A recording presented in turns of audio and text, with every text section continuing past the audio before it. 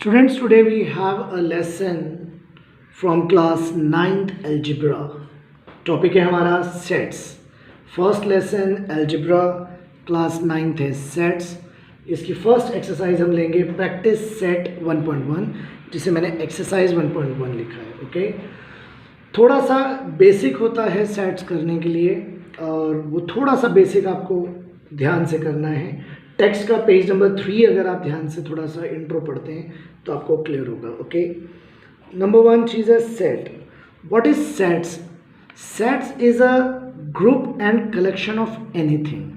किसी भी चीज़ को ग्रुप या कलेक्शन में जब आप स्टडी करते हैं तो वो होता है set. For example 1 is a number. एक नेचुरल नंबर है 1, ठीक है, तो 1 इटसेल्फ एक नंबर है.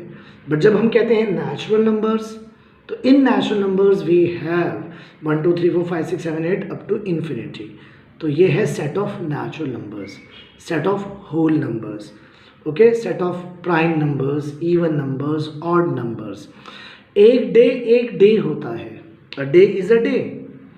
लेकिन जो सेट ऑफ डेज है उसे हम वीक कहते हैं. ओके, सो ये रहा सेट्स. कि सेट्स क्या होता है? सेट इज अ कलेक्शन और ग्रुप ऑफ एनीथिंग. किसी भी चीज़ के ग्रुप और कलेक्शन को आप सेट कहते हैं. ओके, कलेक्शन और अ ग्रुप ऑफ एनीथिंग. ठीक है. There are 2 types of sets. अब सेट्स के 2 टाइप्स होते हैं. ओके, वो आपको ध्यान रखना है. एक टाइप का नाम है हमारा लिस्टिंग मेथड, जिसका दूसरा नाम है रोस्टर फॉर्म, और एक है हमारा रूल मेथड, जिसको आप कहते हैं set builder form. Okay, rule method को सेट बिल्डर भी कहते हैं. तो सेट्स 2 टाइप के होते हैं. ओके, एक होता है हमारा रूल मेथड, जिसका दूसरा नाम है सेट बिल्डर, और एक हमारा होता है लिस्टिंग मेथड, जिसका दूसरा नाम है रोस्टर. तो ये नेम याद रखेंगे. ओके, रूल मेथड और लिस्टिंग मेथड की डिटेल्स हो सकती हैं, लेकिन मैं डिटेल अभी क्यों लूँ एक्स्ट्रा? जब सम्स में चीज़ आने ही वाली तो हम एग्जाम्पल वहाँ से लेंगे. अभी सिर्फ समझाने के लिए इतना बता देते हैं कि रूल मेथड की ये पहचान है कि इसके अंदर कोई भी सेट जो होता है वो इस तरह से होता है, x such that x. Okay, आगे कुछ भी होता है लिखा हुआ, is an integer. Okay, is an integer. तो जब एक्स सच दैट, ये लाइन है, सच दैट एक्स करके कुछ सिंबल्स हो या स्टेटमेंट हो, ये आपका रूल मेथड होता है सेट बिल्डर. और इसी चीज़ को जब आप लिस्टिंग में लिखते हैं तो यही सेट लिस्टिंग में एक्स सच दैट एक्स करके नहीं आता है, कॉमा लगा लगा के आता है. अब इंटीजर्स क्या होते हैं हमारे? इंटीजर्स होते हैं 0, आगे जाओ तो 1 2 3 पॉजिटिव, -1 -2 नेगेटिव. तो जब आप किसी भी सेट को कॉमा लगा लगा के लिखते हैं, इसे कहते हैं सेट. ये कर्ल ब्रैकेट होता है, और अंदर वाली चीज़ों को कहते हैं एलिमेंट्स, मेंबर ऑफ सेट्स. बोले घर है, घर के मेंबर्स हैं. तो जब आप एलिमेंट्स ऑफ अ सेट्स को, यानी किसी भी सेट के एलिमेंट्स को कॉमा लगा लगा के लिस्ट बना के लिखें, इसे आप लिस्टिंग या रोस्टर कहते हैं. और जब इसे आप एक्स सच दैट एक्स करके ओके स्टेटमेंट फॉर्म में लिखें या कोई सिंबॉलिक फॉर्म में लिखें, इसे आप कहते हैं रूल मेथड. ओके, अब सेट्स में रोस्टर फॉर्म और लिस्टिंग मेथड के साथ साथ स्टेटमेंट इन वर्ड्स भी आता है एक. ओके, एक फॉर्मर आता है हमारा जिसे हम कहते हैं स्टेटमेंट इन वर्ड्स. मतलब इसमें किसी भी सेट को आप सिर्फ स्टेट कर देते हैं. ओके, इन वर्ड्स ओनली, ना कॉमा ना x such that x, direct सिर्फ स्टेट कर देते हैं. एक्स सच दैट एक्स नहीं होता, वो स्टेटमेंट इन वर्ड्स होता है. तो ये आपके बेसिक था जो आपको जानना ज़रूरी था. ओके, कि सेट्स क्या होता है एंड सेट्स के ये 3 टाइप्स क्या होते हैं, उसको लिखने का वे क्या होता है. ओके, अब जो एक्सरसाइज 1.1 है उसके बारे में मैं आपको बता दूं कि ये एक्सरसाइज जो है आपकी इसके अंदर कोई कैलकुलेशन नहीं आ रही है। ओके, इसलिए मैं पहले रियल नंबर लेने सोच रहा था कि बच्चों को थोड़ा इंटरेस्टिंग लगेगा, फर्स्ट लेक्चर रियल नंबर ले लो, कैलकुलेशन आएगी, थोड़ा मज़ा आएगा। बट करना तो ये भी है वो भी है, तो थोड़ा समझ लीजिए, इसमें बोर मत होइएगा, क्योंकि इसमें जो आंसर होता है बस एक लाइन में ही आंसर आ जाता है, डायरेक्ट आंसर आ जाता है, ठीक है ना। तो मैं आपको हर क्वेश्चन के कुछ जो क्वेश्चंस हैं, सब क्वेश्चंस वो मैं हर टॉपिक का एक एक दो लेता हूँ। बाकी ओरल है अगर थोड़ा मामला, मतलब ओरल मतलब स्टेटमेंट्स डायरेक्ट आंसर का है, तो मैं सारे भी ले सकता हूँ। देखते हैं हम कितना है। क्वेश्चन नंबर 1 क्या है हमारा, ध्यान से सुनिएगा। एक्सरसाइज नंबर 1 का हमारा फर्स्ट क्वेश्चन है, write the following sets in roster form, यानी कॉमा लगा लगा के आंसर लिखना है। And what is my first question क्या है। अब क्वेश्चन आप टेक्स्ट से देखिएगा, आपके पास टेक्स्ट बुक होनी चाहिए। अब मैं यहाँ टेक्स्ट भी दिखाऊँ और क्वेश्चन लिखूँ और फिर आंसर लिखूँ, तो ये वीडियो फिर आधे एक घंटे की हो जाएगी एक एक्सरसाइज की। ओके, हमें यूट्यूब इसके वीडियो लेक्चर्स मिनिमाइज करने हैं, ज़्यादा से ज़्यादा नहीं, टू द पॉइंट हमें करना है। हर टाइप का सम लिया करेंगे, और जो सम आपको नहीं आएगा या जो सम आपकी प्रॉब्लम होगी, फिर वो आप मुझे व्हाट्सएप पे फ़ौरन पूछेंगे। जो भी पार्ट यहाँ नहीं होगा अटेम्प्ट, वो आप मुझे व्हाट्सएप पे पूछेंगे, वो मैं आपको फ़ौरन करा दूंगा। ओके, तो अभी एक्सरसाइज स्टार्ट नहीं किया, लेकिन ये इंट्रो बताना फर्स्ट टाइम में ज़रूरी था, इसलिए मैंने आपको इंट्रो बताया है। सो फर्स्ट क्वेश्चन है हमारा, सेट ऑफ इवन नंबर्स।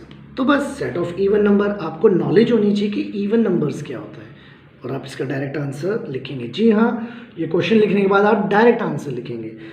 तो सेट ऑफ इवन नंबर्स क्या हो जाएगा, 2 4 6 8। अब उसने बताया ही नहीं कहाँ तक, सेट ऑफ इवन नंबर्स, अब कोई लिमिट तो नहीं बताई है, dot dot dot dot dot up to infinite तक होगा ये। ओके, अब आपको मालूम सिर्फ ये होना चाहिए था कि इवन नंबर 4 6 2 4 6 8 10 होता है। अब आपको इवन नंबर नहीं मालूम होगा, तो then there is a problem.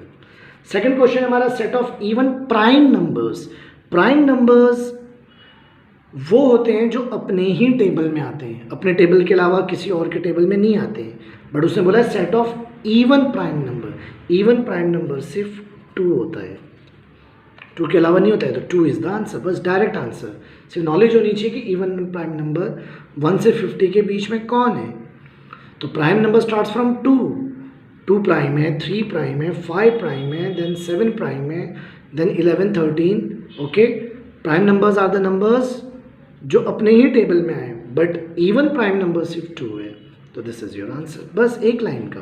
ये मत सोचिएगा ये सच में इतना ही ईजी है। ओके, कोई मैं इसको कम नहीं कर रहा हूँ। सेट ऑफ नेगेटिव इंटीजर्स, अभी मैंने आपको इंटीजर्स यहाँ बताया है। ओके, 0 1 2 3 पॉजिटिव इंटीजर्स होते हैं, माइनस इधर होते हैं। तो नेगेटिव इंटीजर्स क्या होंगे, अप टू इन्फिनाइट से आ रहे होंगे, फिर -3 -2 -1, दैट्स ऑल। तो ये आपका आंसर है। जी हाँ, एक लाइन का ही आंसर है, कोई कैलकुलेशन नहीं है, कुछ नहीं है, सिर्फ क्वेश्चन का वर्ड अंडरस्टैंड करते हुए आपको एक लाइन में आंसर लिख देना है। फिर लिखा हुआ है 7 बेसिक साउंड ऑफ सरगम। याद होगा सरगम, सा रे गा मा, सा रे गा मा, ठीक है ना, पा धा नी, ये 7 सरगम्स जो होते हैं। तो ये आपका क्वेश्चन नंबर 1 है। क्वेश्चन नंबर 2 आपका है आगे। Okay, right the following symbol statement in words. ये वो है इन वर्ड्स। क्या लिखा हुआ है, 4/3 एक सिंबल है यहाँ पर, क्यू। ये जो सिंबल है आपका, इसे कहते हैं आप बिलोंग्स टू, ठीक है ना, बिलोंग्स टू। तो इसका आंसर आप लिखेंगे 4/3 belongs to set Q. Answer क्या आएगा, 4/3 बिलोंग्स टू सेट क्यू। और भी लिखने के आंसर है, इसका भी आंसर ये भी लिख सकते हैं, 4/3 is an element of set Q, ये भी लिख सकते हैं, इट्स योर चॉइस। ओके, बाद में लिखा हुआ है -2, और यही बिलोंग्स टू का साइन है लेकिन कट है, तो इसका मतलब होता है नॉट बिलोंग्स टू, ठीक है ना। तो इसका आंसर आएगा -2 इज नॉट बिलोंग्स टू भी लिख सकते हैं, या ये भी लिख सकते हैं is not an element of set n। Now question number 3 है हमारा।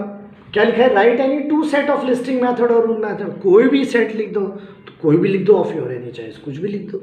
1 2 3 4 लिख दो, ठीक है ना, रूल मेथड से लिस्टिंग। तो ये आप अपनी ओन चॉइस से इसका कुछ भी आंसर लिख सकते हैं। ओके, एक सेट बना लेना, जो भी एग्जांपल्स मैं ले रहा हूँ, जो सम्स मैं करा रहा हूँ, इसमें जो जो लिस्टिंग के हैं वो ही चाहे लिख देना, चाहे रूल मेथड एनी। फिर भी चलो एक मैं बता देता हूँ, एक लिस्टिंग का एग्जाम्पल मैं ले लेता हूँ, कुछ भी ले लेता हूँ। Sunday, Monday, Tuesday, Wednesday, Thursday, Friday, Saturday. एक सेट बना लिया मैंने अपनी मर्जी से कुछ ही। और इसी को अगर मुझे सेट बिल्डर में लिखना पड़े, यानी रूल मेथड में लिखना पड़े, तो मैं लिखूँगा x such that x name of days in a week. Okay, कुछ भी हम बना सकते हैं by our own. Question number 4 हमारा आ रहा है, write the following set using listing method. ठीक है, इसके अंदर आपको स्टेटमेंट गिवन है, आपको लिस्टिंग में लिखना है। ओके, जैसे पहला क्वेश्चन है, all months in the Indian solar year. अब देखिए इंडियन सोलर ईयर में इंडियन जो एक कैलेंडर है हमारा, उसके नेम्स होते हैं काफ़ी टफ, तो मैं चाहूँगा कि वो आप टेक्स्ट से डायरेक्ट लर्न कर लेना। Letters of the word complement. अब यहाँ पर लिखा हुआ है statement, letter of the words complement, तो आपको उसकी लिस्टिंग यानी लिस्ट बतानी है, कौन कौन से कॉम्प्लीमेंट किस लेटर से मिलके बना है, सी से, ओ से, एम से, पी से, एल से, ई से, एन से, टी से। आपके सर वहाँ तो ई 2 बार आ रहा है, ओके, बट आप 2 बार मेंशन नहीं करेंगे, 1 बार मेंशन करेंगे। ओके, मान लिखा है set of a prime number, अभी पीछे आया था set of prime number 4th question में, 4th का 4, set of prime number from 1 to 20, मतलब 1 से 20 के बीच के प्राइम नंबर स्टार्ट्स फ्रॉम 2, और प्राइम नंबर वो होते हैं जो अपने ही टेबल में आते हैं, 2 3 5 7 11 13 17 19। आगे भी जा सकते हैं लेकिन यहीं रुक जाएंगे, क्यों? क्योंकि उसने बोला है 1 से 20। ओके, उसने क्या बोला है, क्वेश्चन बुक्स, कुछ टेक्स्ट बुक सामने रख के आप लेक्चर सुनिएगा मेरा, तो ही आपको क्लियर होगा। ओके, नाउ एक क्वेश्चन आ रहा है 5th, वो भी मैं जस्ट बोल दूंगा orally. Name of the continents of the world. अब ये जो लिखा है ना, names of continent of the world, ये क्वेश्चन आपका एक स्टेटमेंट इन वर्ड्स फॉर्म में है। ओके, इसको लिस्टिंग में बदलना है, तो आपको वो कॉन्टिनेंट्स के नाम लिखने हैं, जैसे कि Asia, Africa, okay, America, north America, south America, Antarctica, Europe and Australia. तो दीज आर द नेम्स जो आप मेंशन करेंगे। ओके, नाउ 5th और द लास्ट सम है हमारा, इसके अंदर आपको लिस्टिंग गिवन है, आपको रूल में कन्वर्ट करना है। Listing is given to you and you have to convert it into rule, set builder में कन्वर्ट करना है। तो क्या गिवन है क्वेश्चन, ठीक है ना, A set is equals to given है 1 4 9 16 25 36 49 64 80 100। ये मैंने जानबूझ के क्वेश्चन लिखा है, ये दिस इज माय क्वेश्चन। किस फॉर्म में है, लिस्टिंग में। कन्वर्ट किस में करना है आंसर को, सेट बिल्डर में। तो कोई कैलकुलेशन नहीं करनी है, कोई स्पेशल सोल्यूशन नहीं निकालना है, जस्ट 1 लाइन में आंसर लिखना है। सेट बिल्डर की पहचान क्या बताई थी, x सच दैट x। आपके आंसर में x की जगह y लूँगा या लूँगी, ले सकते हैं, y such that y, p such that p। अब क्या दिख रहा है आपको, ये ध्यान से देखिए, ये सब नेचुरल नंबर के स्क्वायर्स हैं। मेरा जब नेचुरल नंबर 1 होता है तो 1 का स्क्वायर 1, नेचुरल नंबर 2 का स्क्वायर 4, 3 का स्क्वायर 9, 4 का स्क्वायर 16। स्ट्राइक हो रहा है। ओके, तो ये सब क्या है, नेचुरल नंबर। तो आप ऐसे लिखेंगे x such that x equals to, सब स्क्वायर्स है ना, n स्क्वायर, जहाँ पर n बिलोंग करता है नेचुरल नंबर को।